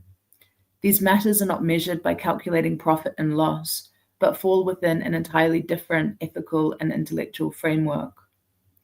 We can also infer that the psychological impact of revolutionary sacrifice on an individual is different from that of abstract material loss. This is something that the modern European mentality fails to grasp, which imposes its psychological calculations of loss in lives and property onto us through the framework of psychology itself. While one cannot deny the accumulated psychological impact on generations of children in Gaza due to the crimes of Zionism, it is crucial to recognize that we are faced with a project that modern psychology does not fully comprehend. The concepts of steadfastness, sacrifice, and commitment to a cause that transcends the individual generate a psychological charge that cannot be compared to the impact from environmental or humanitarian disasters. This is the conclusion reached by Frantz Fanon in the 5th anniversary of the November 1st Declaration in his book, A Dying Colonialism. According to Fanon, despite all the French colonial violence against the Algerians, their suffering led only to the emergence of a spiritual community, which constitutes the most solid bastion of the Algerian Revolution, rather than to the loss and disintegration of the people and society. It is in this sense that we must understand the revolutionary leader Imad Mughniyeh's assertion that the spirit is fundamental. This is also in keeping with Dr. Saif Dana's observation that in this social and historical movement, those who prevail are those who can endure harm and remain steadfast, that is, those who can sacrifice, while the calculations of profit and loss belong to the logic of the enemy front. A point of difference today is the acceleration of time, attributed to the speed of communication and transportation in our current era. For example, compare how long it took for operations to commence after the initial statements. What took 2 days in Algeria has been accomplished in mere hours in Palestine.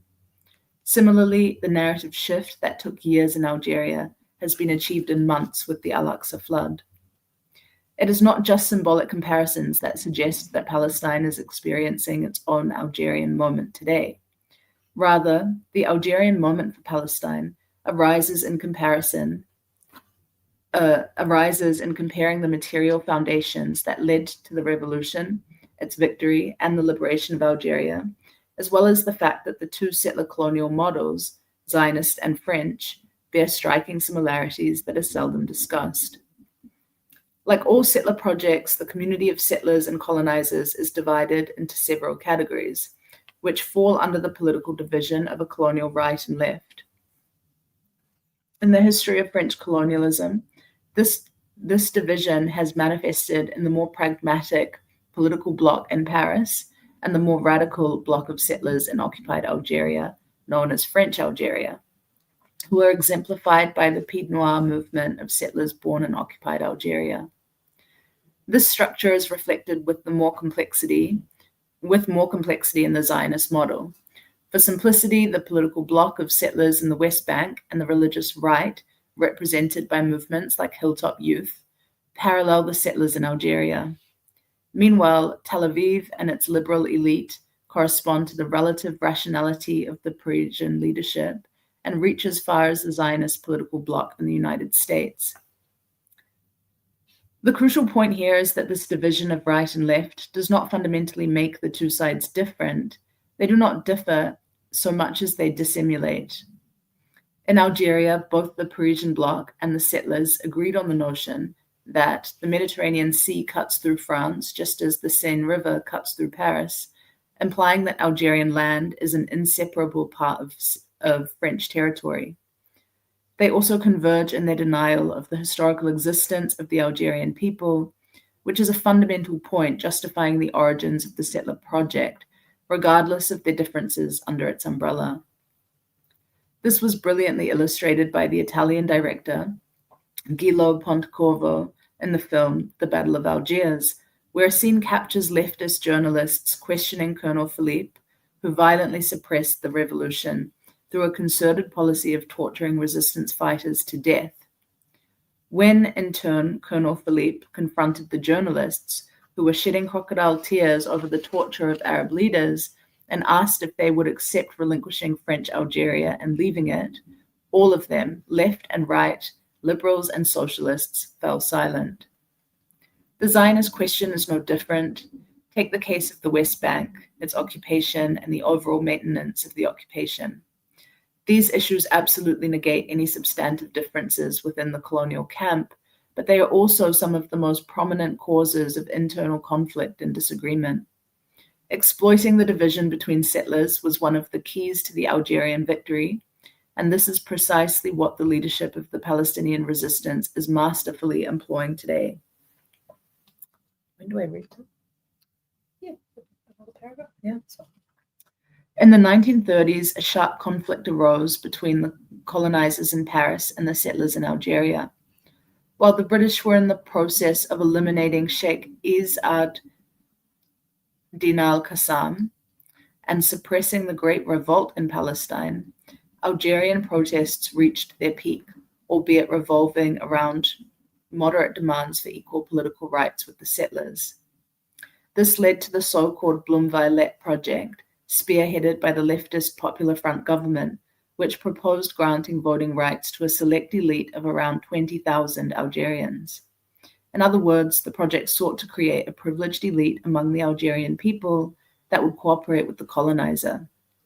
However, the settlers in Algeria thwarted this project, rejecting any form of equality with Algerians.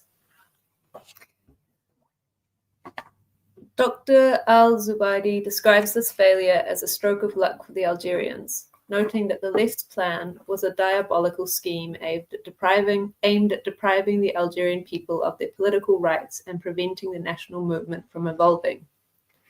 The thwarting of this project exposed both the leftist government's inability to control the situation and its rhetoric as hollow. Consequently, the idea of complete separation from France became a central focus for the Algerian national movement, evolving into a broad popular option that resonated all the way to Paris. In response, Charles de Gaulle rushed to deliver a speech in Constantine in December 1943, announcing an increase in the representation of Muslims in local councils and granting citizenship to 40,000 Algerians, in an attempt to quell anger and implement an assimilation strategy seeking to assimilate Algeria through its own youth.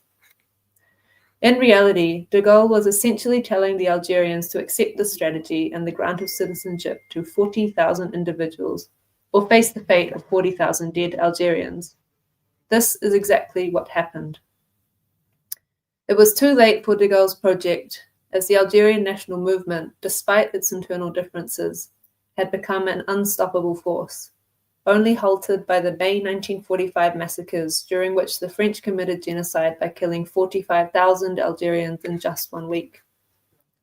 The massacre was a turning point for the different Algerian factions.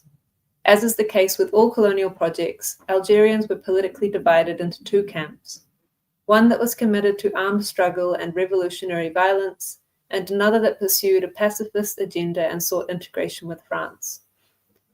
The latter were led by the indecisive Ferhat Abbas and the so-called Abbasists, who quickly branded the revolution in its first year as terrorism.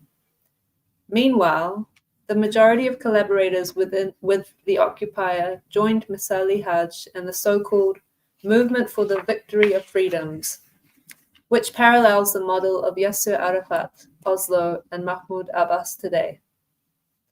These collaborating factions opened the gates for a renewed attempt by de Gaulle to reorganize the political landscape of French Algeria. This time by integrating this elite and granting it privileges in local councils, where the votes of 9 Algerians equaled the vote of 1 French settler.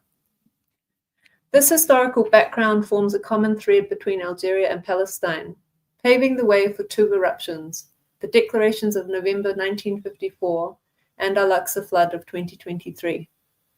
Every crisis faced by the Palestinian Authority and the Oslo Accords had parallels with the Movement for the Victory of Freedoms and the Messalis Project.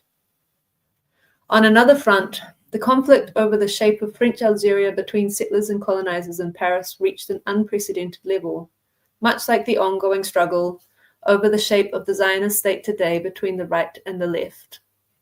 The significance of Palestine's Algerian moment is not limited to the conditions of the Liberation War itself, but extends to the post-war conditions on a regional and global scale. France's defeat at the Battle of Dien Bien Phu in Vietnam in May 1954, and the wider crisis in French Indochina, had revealed the vulnerability of colonial armies, proving that their defeat was possible. Prior to this, the July 23 revolution in Egypt, led by Gamal Abdel Nasser, had provided significant support to the Algerian national movement in terms of financing, media coverage, and military aid. This support included weapon supplies to Algeria via Tunisia and Morocco, which created a crisis for France and prompted the establishment, in 1957, of what was known as the Maurice Line, a series of walls and barbed wire along the Tunisian and Moroccan borders to prevent the flow of fighters and weapons. The years of the Algerian Revolution were marked by a combination of great sacrifices, significant military achievements, and major gains. The military actions plunged the French into a state of madness, resulting in unprecedented campaigns of arrests and torture that pushed the Algerians into an overdetermined phase of resilience, effectively ending any room for colonial settlements and maneuvers. This turmoil also led to a crisis among the French army, the French government, the settlers' authority, and other political parties as infighting erupted in the wake of repeated failures. Simultaneously, there was a growing wave of international recognition for the legitimacy of the independent Algerian government. Thank you.